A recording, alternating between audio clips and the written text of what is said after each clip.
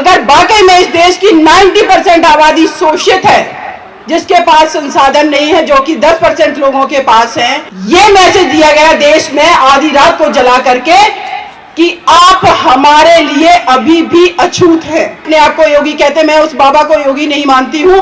देश में गंदे से गंदे जगह पर हमारे देश के वाल्मीकि समाज को रखा जाता है। उत्तर प्रदेश का मुख्यमंत्री क्या बेकारी है? शोषण तो आपने अपने घर में अपनी स्त्री का भी कर रखा है।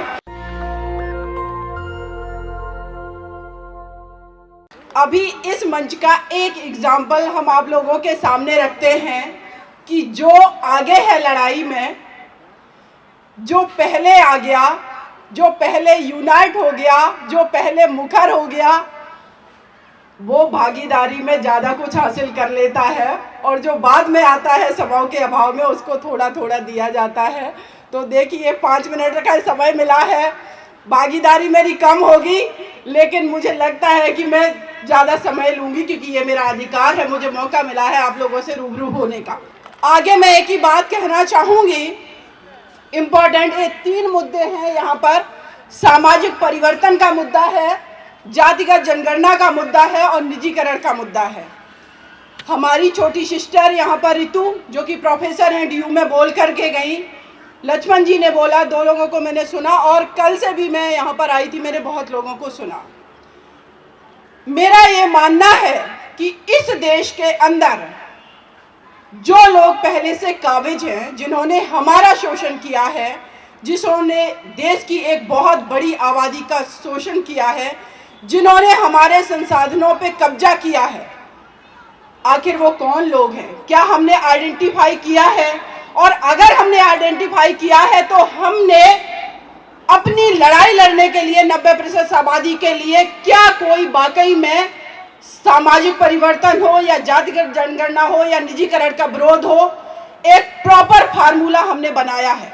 अगर वाकई में इस देश की 90% आबादी शोषित है, जिसके पास संसाधन नहीं है, जो कि 10% लोगों के पास हैं, क्या उनके खिलाफ में कभी एकजुटता हमने दिखाई है? मेरा ये मानना है कि अगर ये एकजुटता हमने दिखाई होती तो शायद इस दिल्ली की सड़कें, जहां पर देश से अगर 10 लाख लोग भी एक बार एकत्रित हो जाते, ये संसद हिल जाती।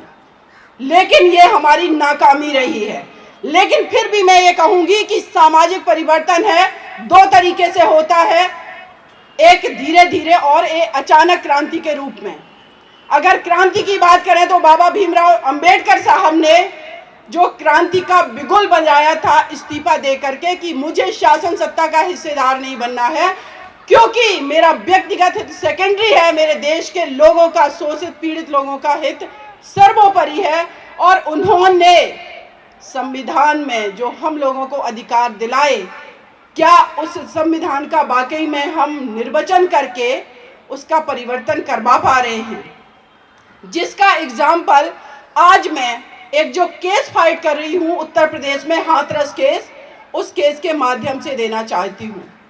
संविधान ने अधिकार दिए हमें कि इस देश के अंदर अस्पृश्यता लागू नहीं होगी, कानून बना दिया गया, लेकिन उस बेटी को रात के समय ये मैसेज दिया गया देश में आधी रात को जला करके कि आप हमारे लिए अभी भी अछूत हैं, हम आपकी गरिमा को ऐसे ही भंग करेंगे, आपके घर की बेटियों के साथ बलात्कार करेंगे। और ये प्रशासन, उत्तर प्रदेश के जो चीफ मिनिस्टर बैठे हैं, अपने आप को योगी कहते, मैं उस बाबा को योगी नहीं मानती हूँ, उस बाबा को, वो सिर्फ एक मुख्यमंत्री बनकर के बैठा हुआ है। और ये आज इस मंच से मैं ये कहती हूँ कि आज मेरी लड़ाई कोर्ट कचहरी में डायरेक्ट उत्तर प्रदेश के चीफ मिनिस्टर से है। ये लड़ाई में कल परसों एक छोटी सी लड़ाई जीती है। वो लड़ाई ये थी कि उत्तर प्रदेश में जब रात के समय 2:30 बजे उस बेटी को इन्होंने जबरदस्ती कैरोसिन डाल करके जलाया था। मेरा मानना है कि वो बेटी सिर्फ एक मनीषा वाल्मीकि को नहीं जलाया था, इस देश की बहुजन आबादी की डिग्निटी को आप जला रहे थे। और वो आंदोलन वहां पर खड़ा हुआ ही था कि उत्तर प्रदेश के मुख्यमंत्री ने एक आश्वासन दिया, आपको एक सरकारी नौकरी, आपको एक आवास और आपको हम जमीन देंगे और केस को फास्ट ट्रैक करेंगे। ये लड़ाई पिछले 1 साल से हाई कोर्ट इलाहाबाद में मैं लड़ रही थी।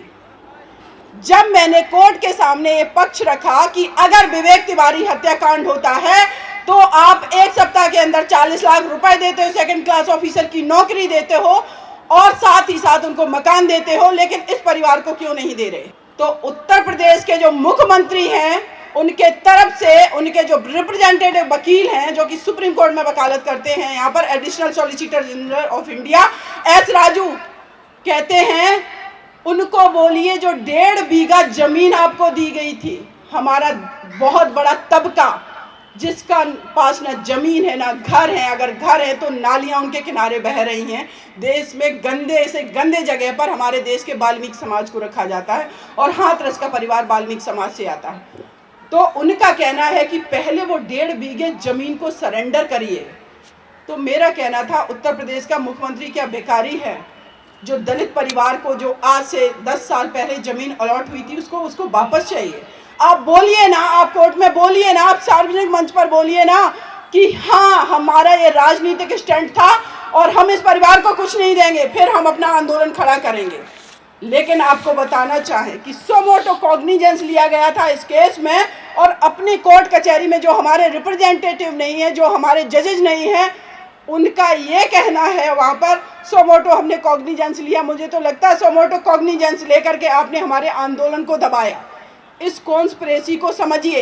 ये कोर्ट कचहरी में बैठे जो जजेज हैं, ये सार्वजनिक मंच से बोल रही हूँ, मुझे पता है कि ये कंटेम्प्ट ऑफ कोर्ट का भी मैटर हो सकता है, तो मैं कहती हूँ ना, बाबा साहब भीमराव अंबेडकर जी ने अगर देश की युवाओं की, देश के हित के लोगों की लड़ाई के लिए, शोषित पीड़ित वंचित की लड़ाई के 90% लोगों के लिए एक पद त्याग दिया था, तो उनकी आगे आने वाली पीढ़ी, ये ऋतु जैसी बेटियां, ये सीमा कुशवाहा जैसी बेटियां और तमाम यूथ हथकड़ियां पहनने के लिए तैयार खड़े हैं।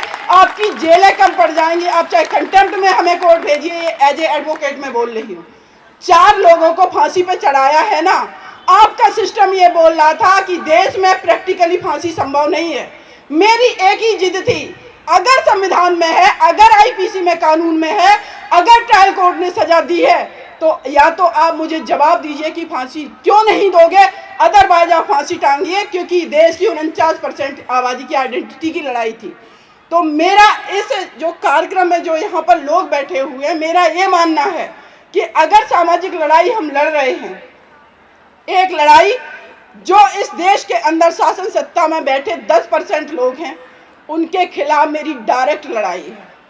आप वहां पर पहुंचे कैसे? अगर निजीकरण की बात करें, यहाँ पर बहुत लोग बोल करके गए हैं, अगर इस देश की, पूरे विश्व की व्यवस्था की बात करें तो पूरा विश्व निजीकरण की तरफ बढ़ रहा है।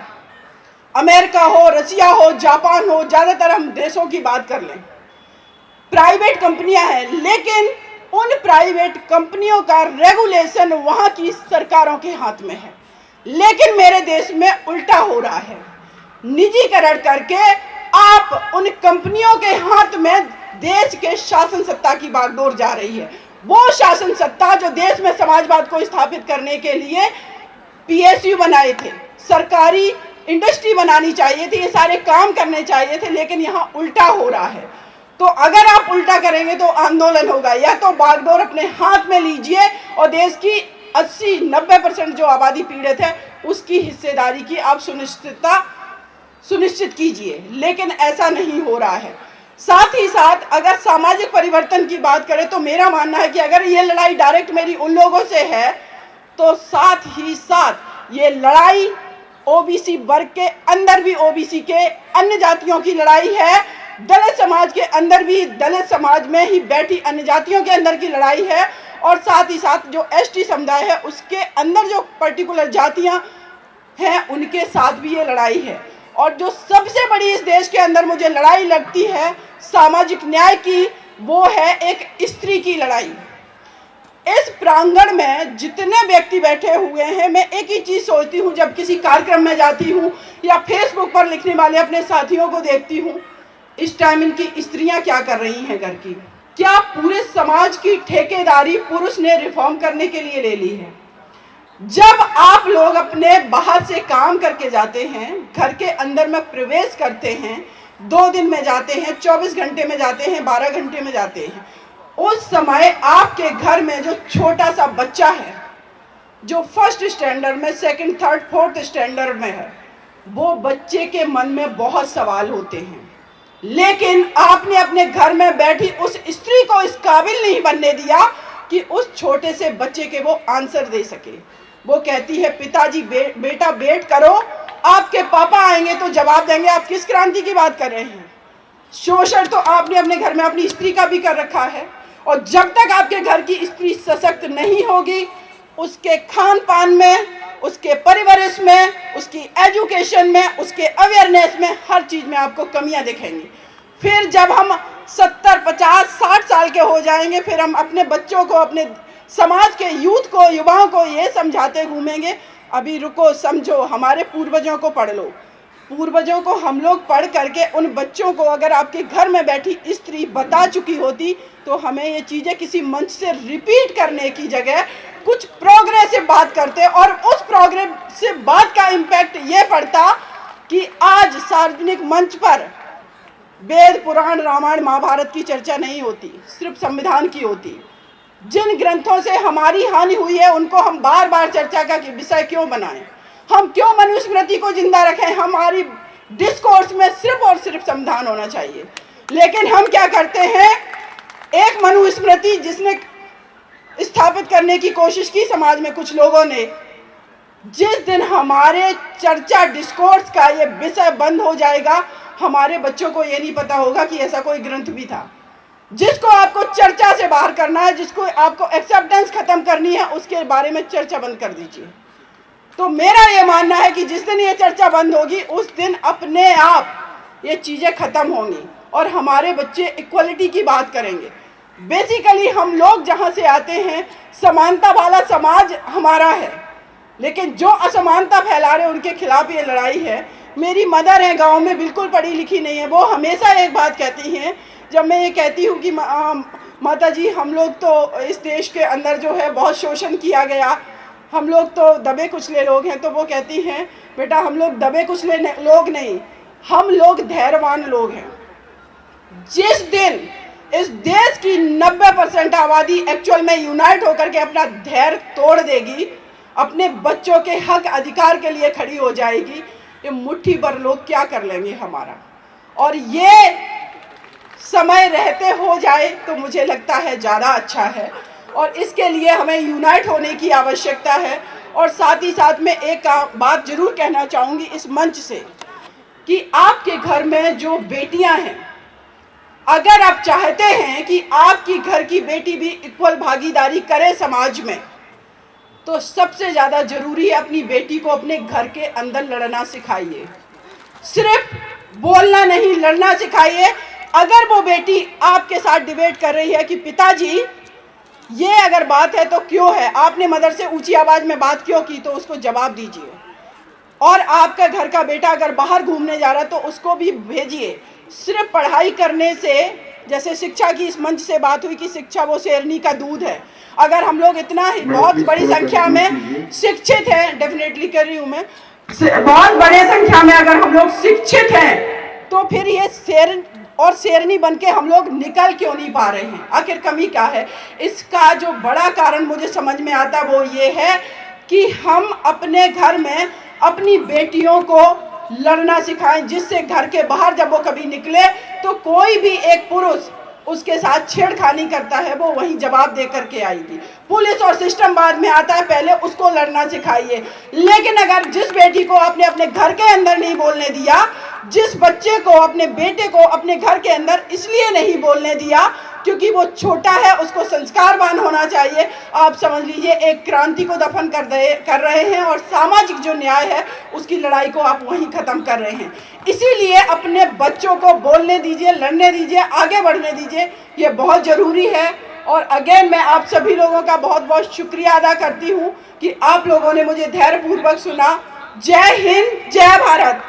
नेशनल दस्तक की आपसे गुजारिश है कि अगर इसको बचाना चाहते हैं तो नेशनल दस्तक को सब्सक्राइब करने के लिए रेड कलर के सब्सक्राइब बटन को दबाएं, फिर बेल आइकन की घंटी दबाएं।